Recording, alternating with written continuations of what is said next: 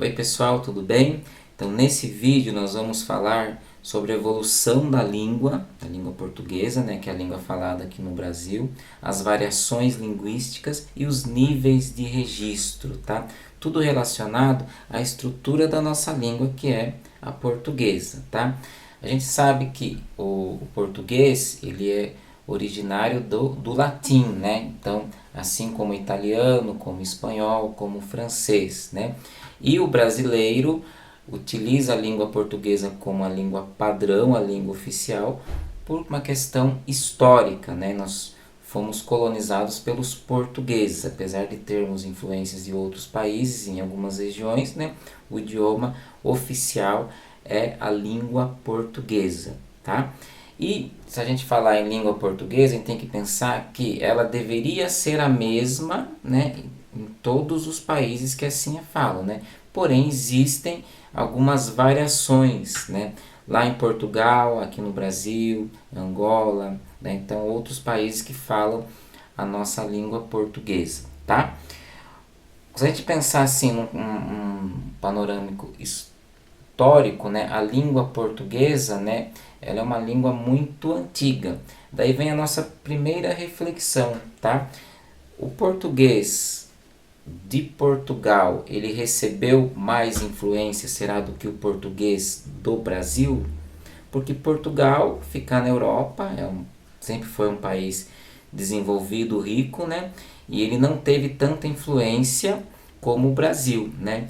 A nossa língua portuguesa falada aqui no Brasil, ela tem influência de inúmeros povos, né?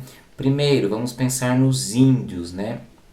Nós temos muita influência dos índios na nossa língua. Então, por exemplo, cipó. Cipó é uma palavra de origem indígena. Depois, com a escravidão africana, vieram também algumas palavras que nós introduzimos dentro da nossa língua em si. Por exemplo, farofa, muqueca, são palavras de origem africana, né? E outros estrangeirismos, com o decorrer do tempo, né, foram também se inserindo na língua portuguesa, tá? Por exemplo, a palavra abajur, hoje, né, está no dicionário, né? Se pegar no Aurélio, vai ter uma definição do que é abajur, né?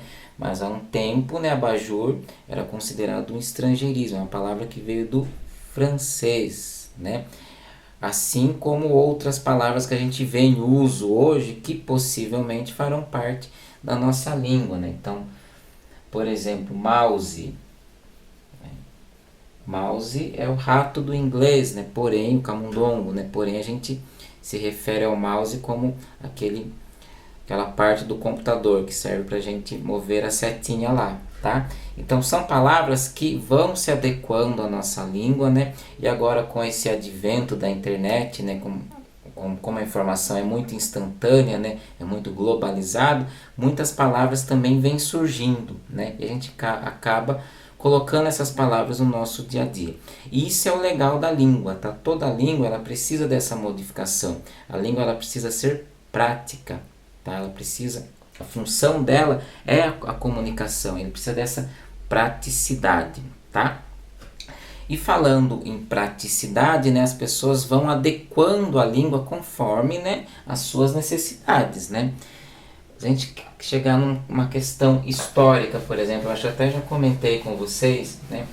Quando eu vou me dirigir a alguém hoje, como que eu vou chamar essa pessoa? Que eu tenho um grau de proximidade. Eu uso o você, né? Isso, um grau próximo a mim, tá? Numa linguagem mais informal, poderia usar o se, né? A gente ouve muito, ou o se, tá? Mas dentro da norma culta, né, o você é a maneira correta de se escrever, tá? O você, né, ele tem origem, né, tem origem na língua portuguesa, obviamente no latim também, mas antigamente se falava vossa mercê. Com o tempo, vós mercê. E a gente percebe que tem essa redução, né? Por quê? Pela facilidade, então, e até uma característica do ser humano, mesmo do brasileiro, né? Resumir muitas palavras, né? E principalmente em nomes próprios, né? Então, se uma pessoa se chama Isabela, chama de Isa, tá? Fabrício, a gente chama de Fá, Felipe, Fê, tá? Então, é comum dentro da língua, né, essa abreviação, tá? Para quê? Para que a comunicação seja mais efetiva, seja mais rápida, né? A ideia da língua é a comunicação, tá? Quando isso acontece, pessoal, nós estamos falando de variações linguísticas, tá? A gente vai dar uns nominhos um pouco diferentes para essas variações, tá? Mas vocês vão ver que não é nada tão anormal, tá? Onde que a gente vai encontrar isso? Ó? Lá na nossa apostila, nas páginas, a partir da página... Página 46, tá? Que começa falando, ó, tem até o exemplo que eu dei aqui, deixa eu focar para vocês verem. O exemplo que eu dei da evolução do você, tá? Então, ó, hoje a gente usa o se, né? Mas vossa mercê, vossa mercê, depois vós mercê, você, e assim, né? Devido a uma praticidade, tá? E a gente chama, pessoal, essa variação de variação histórica ou diacrônica, tá? Então as palavras no decorrer do tempo, elas vão sofrendo variações de acordo com a mobilidade delas em si, tá? Como as pessoas vão mudando, né? Vão adequando, né? Então, se a gente pegar 1500, se falava vossa mercê, perdão, hoje nós falamos você, então historicamente isso vai mudando, tá? Como que eu vou chamar isso? De variação diacrônica, tá? Então, variação diacrônica, tá? É aquela que tem a ver com o contexto histórico das palavras, tá? A palavra também, ela pode mudar, pessoal, de acordo com o lugar, tá? Então, por exemplo, a pessoa que mora lá no Rio Grande do Sul, ela tem um jeito de falar algumas palavras que aqui em São Paulo a gente não tem, né? Vamos dar um exemplo mais prático. No Nordeste, né? Macaxeira. O que é macaxeira? É a nossa mandioca, né? Algumas regiões do Brasil, o aipim, tá? Então, dependendo da região, a gente também tem essa variação dentro da nossa língua, tá? Isso nós vamos chamar de variação geográfica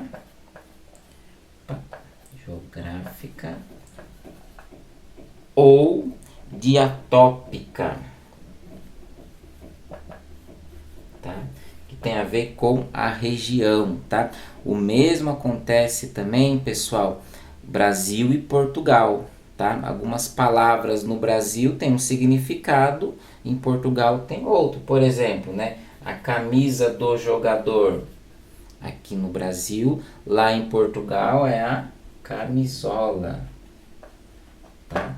Então varia de região para região. A gente fala muito de Brasil porque o Brasil é um país continental, né? Então tem muitas cidades, muitos lugares, né? As pessoas vão adequando de acordo com suas necessidades dentro da língua, tá?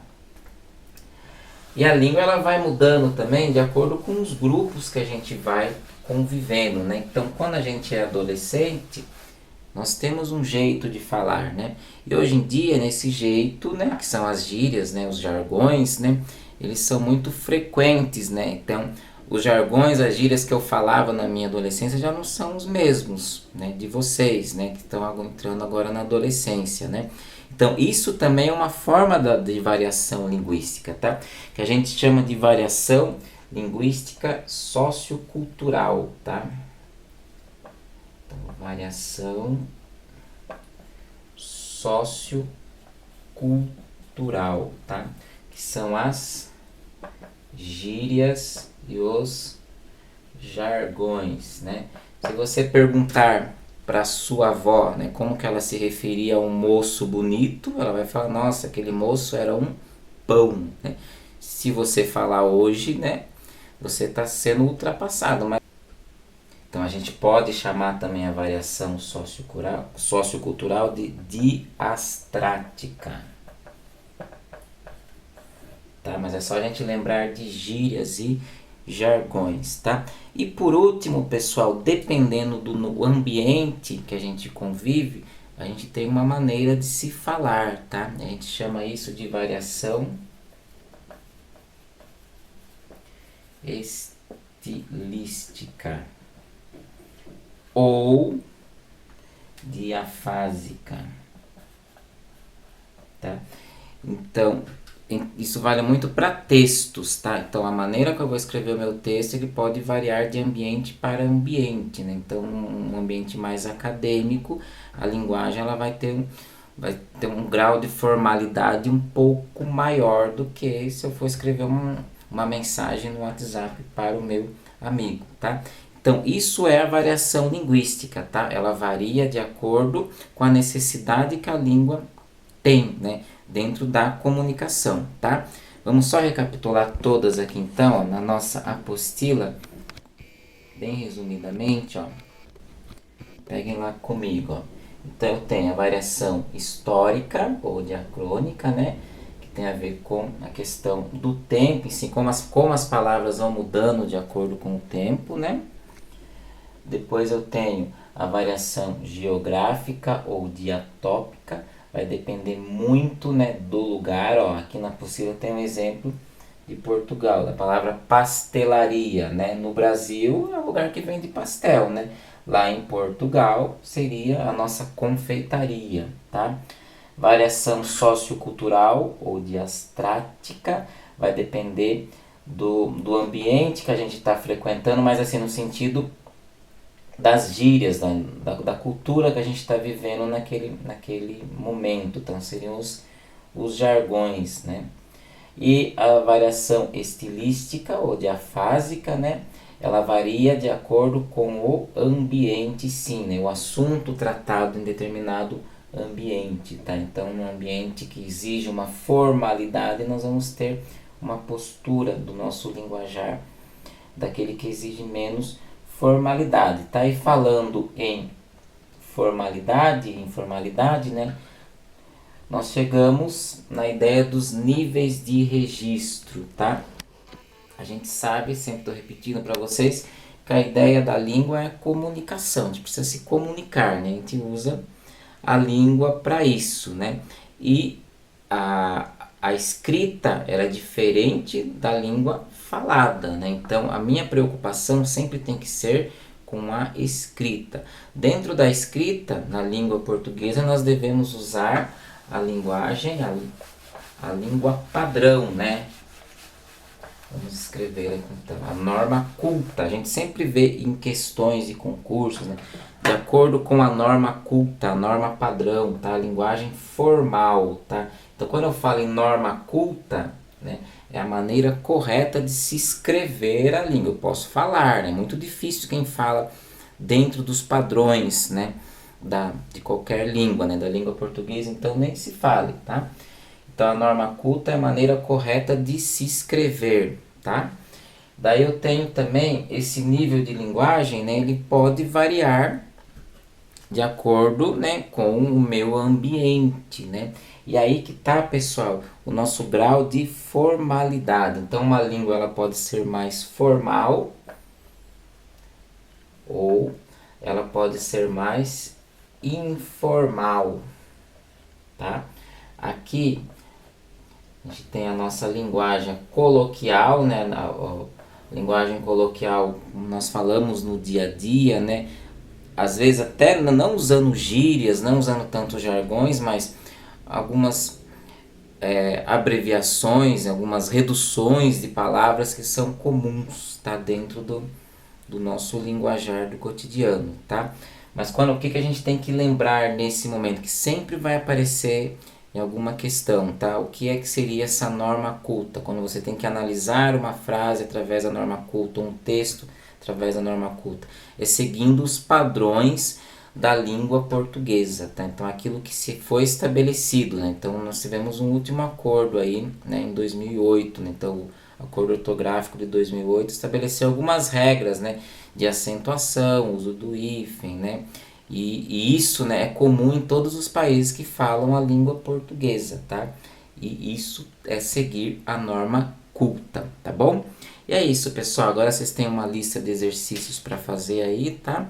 De qualquer dúvida, é só entrar em contato e até a próxima aula. Tchau!